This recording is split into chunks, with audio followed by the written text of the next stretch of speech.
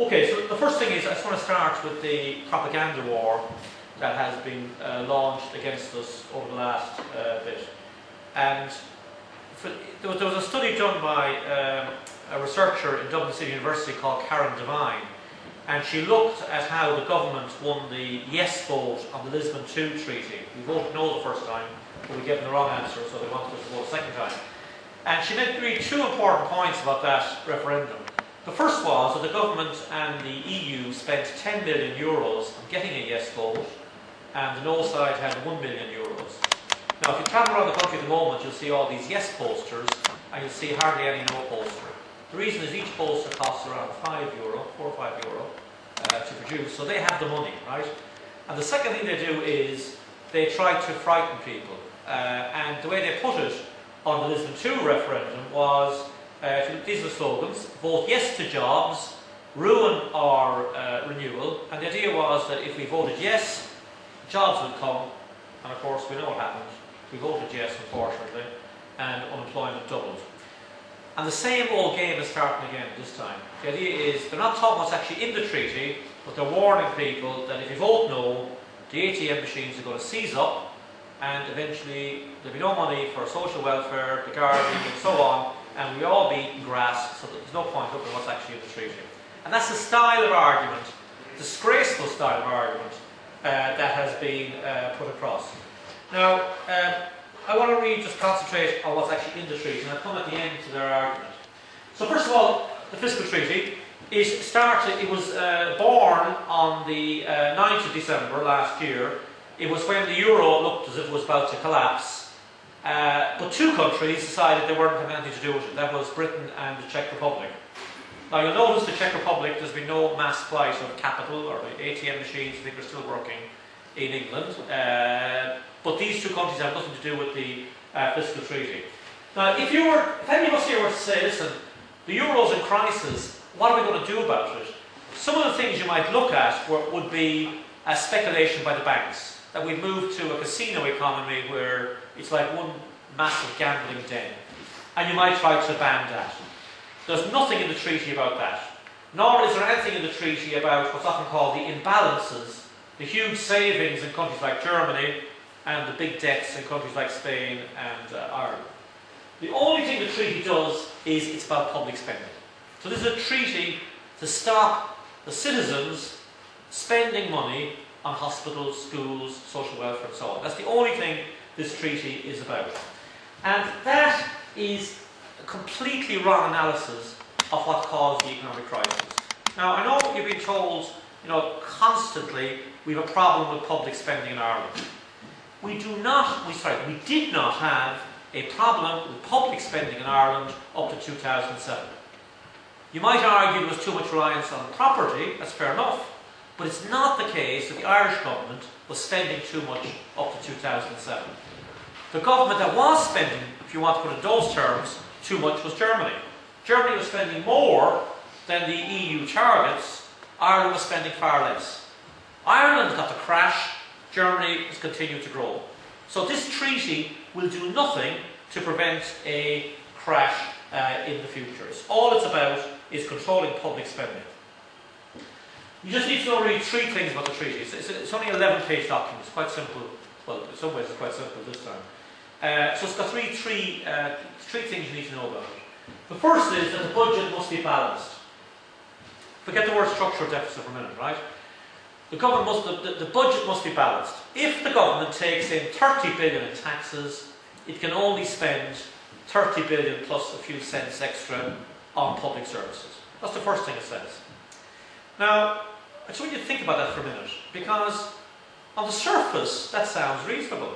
If somebody says to me, you earn 300, 400 euros a week, and you can only spend 400 euros, I say, well, that's fair enough. I have no disagreement with that.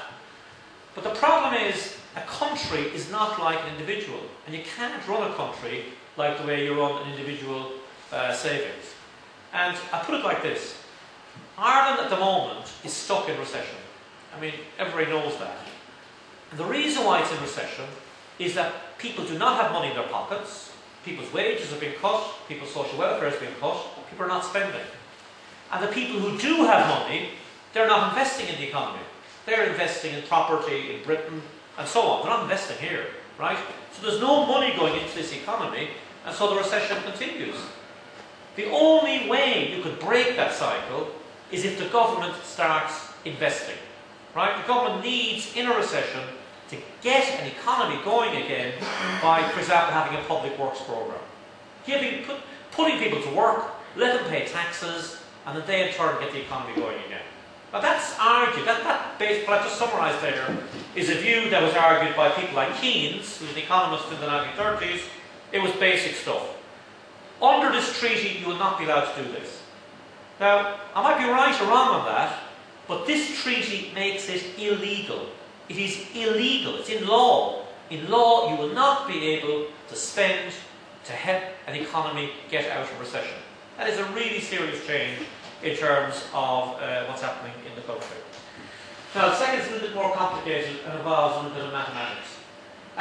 If the overall debt is more than 60% the size of your economy, it has to be cut by 5% each year. That's the basic rule. Now, let's look at that. Ireland has a debt of 180 billion. That's the debt at the moment. And rising. Morgan Kelly says it's going up to 240 billion. Depends how you count NAM and so on. We'll say 180 billion is Ireland's debt. That is 120% the size of our economy. Our economy is around 160 billion. So the debt is 120%. That debt, because it's 120%, has to be halved in 20 years. So half of 180 billion, 80 billion, I keep mixing billion and billion, so half of 180 billion is 90 billion. We have to get rid of 90 billion worth of debt in 20 years. Now, divide 90 by 20, you're talking about cutbacks of 4 billion a year. 4 or 5 billion a year.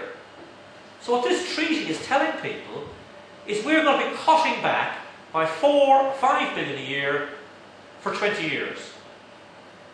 Now, unless you think, and some people do think, so they're calling themselves economists, some of them, that we're going to go back to the Celtic Tiger, in which case the economy is going to grow and we won't have to cut back so much. But I don't believe that, right? So, according to this treaty, you have to get it down from 180 billion to 90 billion in 20 years. Now, what does that mean? Well, the last budget had cutbacks of 3.5 billion. The country's been crucified.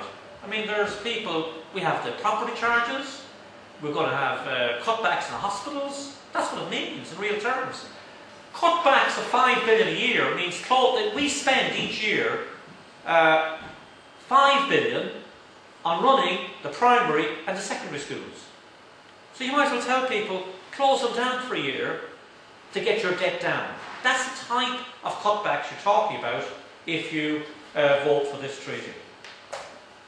Okay, now, the third thing you need to know about is, well, what happens if you don't do this? I don't believe it's possible. It's impossible to impose these cuts. And here is where it gets serious. And the first thing that happens to you is that Ireland can be brought before the European Court of Justice by any other country. Let's say Germany doesn't like how we're behaving. So it brings us up before the European Court of Justice. Now remember, this is a country that's suffering because it has cutbacks and it cannot take any more. You're brought before the European Court of Justice and you're fined.